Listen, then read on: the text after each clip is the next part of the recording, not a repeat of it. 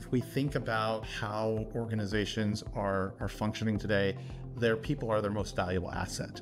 And so many organizations are starting to rethink, how do we approach retaining our talent, growing and developing our talent? And so HR transformation is organizations making that shift from HR being just that traditional, wellness arm of an organization to an organization that's helping with the people strategy.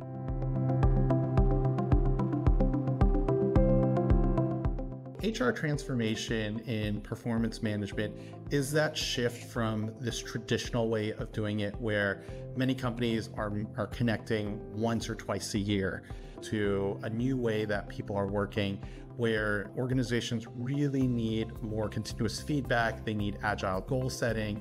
They need managers to really help organizations understand where the talent is and what the talent is doing, and really help coach and grow them.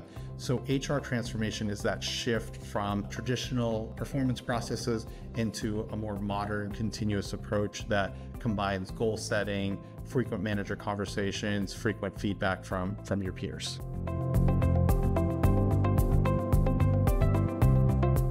The reason why we need to build a business case for transformation is internally, getting the resources and support to make this shift does come at a cost. There is a cultural transformation that's involved with it. There's organizational transformation.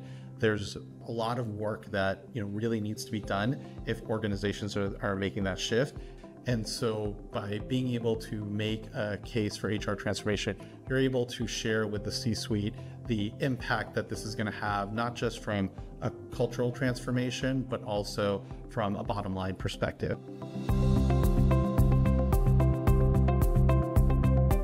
Some of the essential elements of HR business transformation case are really understanding, one, your problem statement. So what are we trying to solve? What is the change that we're trying to build within our organization? Why are we undergoing this transformation? As you're building that business case, one of the big things that you're going to want to do is do what's called a stakeholder analysis.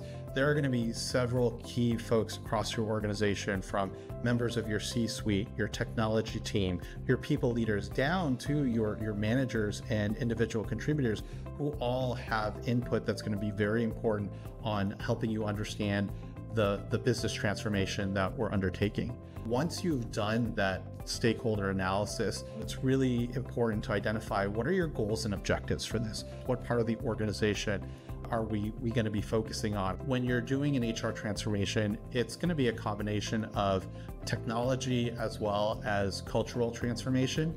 So really having a clear implementation plan that takes in those different elements is going to be super important. Additionally, looking at the projected ROI cost benefit analysis is going to be extremely important.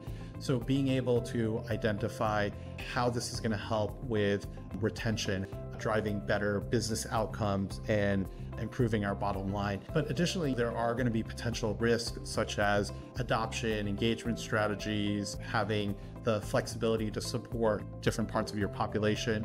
So understanding the different risks and coming up with different strategies to support that are going to be important things that you're going to want to identify to really give your C-suite and your key stakeholders peace of mind that you've really looked at the entire spectrum of your business transformation case.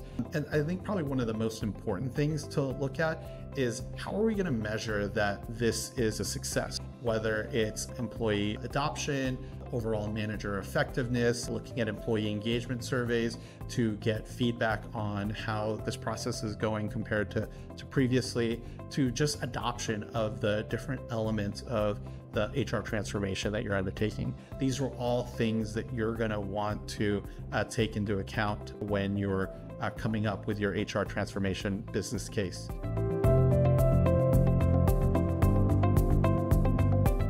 There are several steps to build a business case for HR transformation. The first thing you're going to want to look at is assess the current state of your organization's current HR processes and systems. What does that look like today?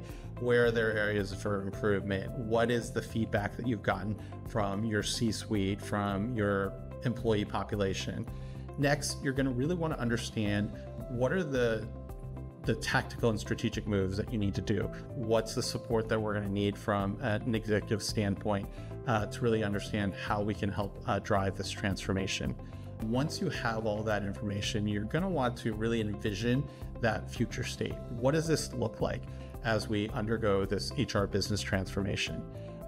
It's going to be really important to show not only your C-suite, but your population as a whole, what's in it for them. So provide real-world examples to show the benefits that our competitors are already accruing by moving to this new way of doing performance management.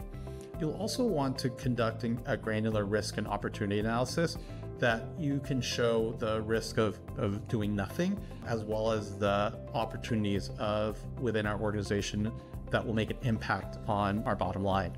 You'll also want to calculate the projected ROI from your HR transformation to really help you make that strong financial case.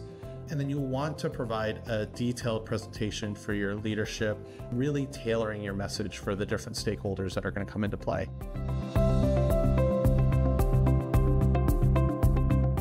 So as an HR transformation business case, investing in greater manager effectiveness has several impacts to your organization.